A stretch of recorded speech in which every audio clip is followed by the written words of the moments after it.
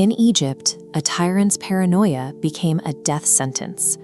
Pharaoh ordered the ruthless slaughter of every newborn Israelite boy.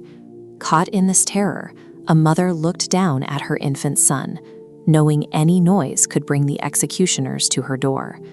She received divine inspiration to do the unthinkable, place her helpless baby into a wooden chest, and cast him into the current of the river.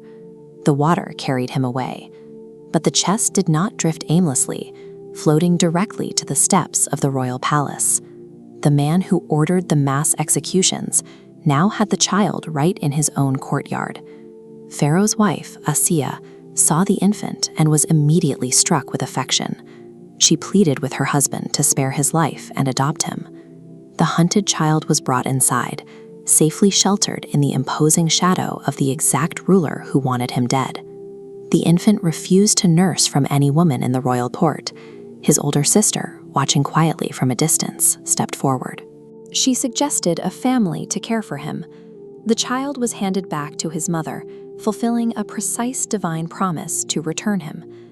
A king commanded an entire army to secure his throne, yet he fed, housed, and raised the exact instrument of his empire's destruction.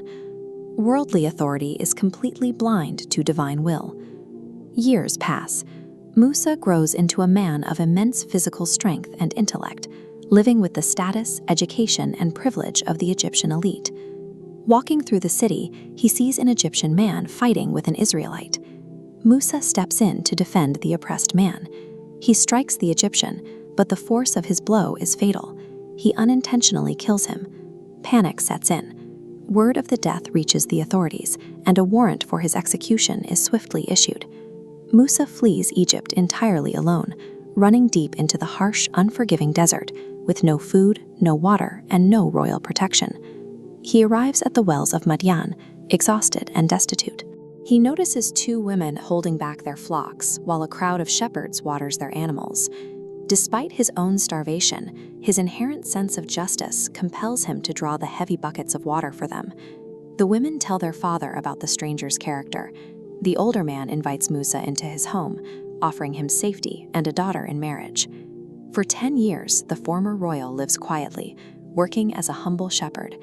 A decade in the desert effectively erased the Egyptian prince. To eventually lead an entire nation out of bondage, he first had to live the difficult life of the lowly, trading a palace for a pasture and learning to survive as a nameless traveler.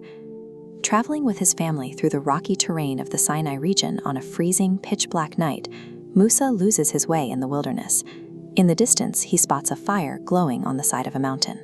He tells his family to stay behind while he approaches it, hoping to bring back a burning branch for warmth or find someone who knows the route. As he nears the flame, a voice calls out to him. It is the Lord of all worlds.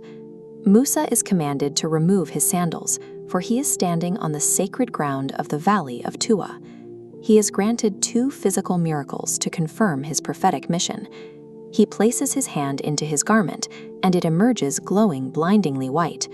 Then he throws his wooden staff to the ground, and it is instantly transformed into a massive slithering serpent. With these signs, he receives a terrifying command: leave the quiet of the desert, return to Egypt, and speak truth to the tyrant Pharaoh. The shepherd once forgotten by the world now possessed a power greater than the Pharaoh's throne. In the silence of the wilderness, divine authority had found its messenger. Back in Egypt, Pharaoh refuses to yield.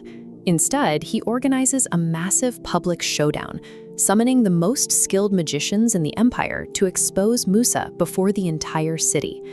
The magicians cast their ropes and staffs, creating cheap visual illusions that look like slithering snakes. Musa casts his staff. It turns into a real, terrifying serpent that swiftly devours every piece of their false magic. The magicians understand their craft better than anyone. They recognize immediately that this is physical reality, not a trick. Defying Pharaoh to his face, they fall to the ground in prostration, completely ignoring his threats of execution. The oppression against the believers intensifies, forcing Musa to lead the children of Israel out of Egypt under the cover of night. But their escape route hits a dead end at the shores of the Red Sea. Pharaoh's army is closing in fast from behind. Trapped between the water and the weapons, the people panic. Musa remains absolutely certain in his Lord. He strikes the water with his staff. The sea violently tears open, its waves folding back to form towering mountains of water, leaving a dry path straight through the seabed. The Israelites cross safely. Blinded by arrogance, Pharaoh drives his forces directly into the exposed trench. Once the army is fully inside, the water collapses, swallowing the empire's greatest military force in seconds. The geographic trap and the military might were rendered powerless. The physical rules of the world only operate by the permission of the one who created them. Safely across the sea, Musa leaves his people in the care of his brother, Harun. He travels up the mountain to spend 40 nights in communion with Allah and receive the divine law. In his absence, impatience takes over the camp. A man named the Samiri gathers their Egyptian gold jewelry, melting it down in a roaring fire to cast a new idol.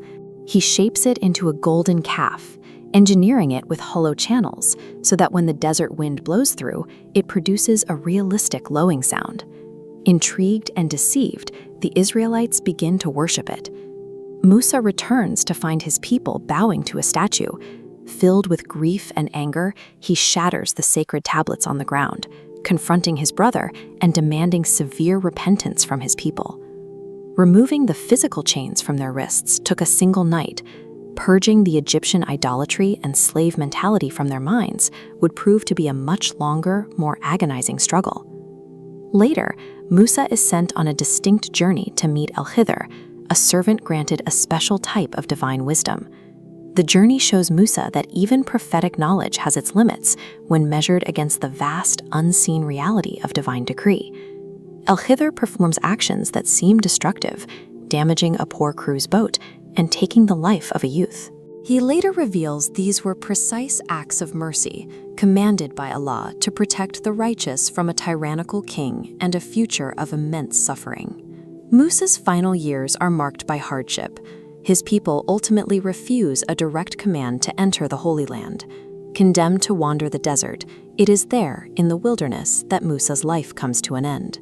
While Musa passed away quietly, his oppressor's fate was cemented for history.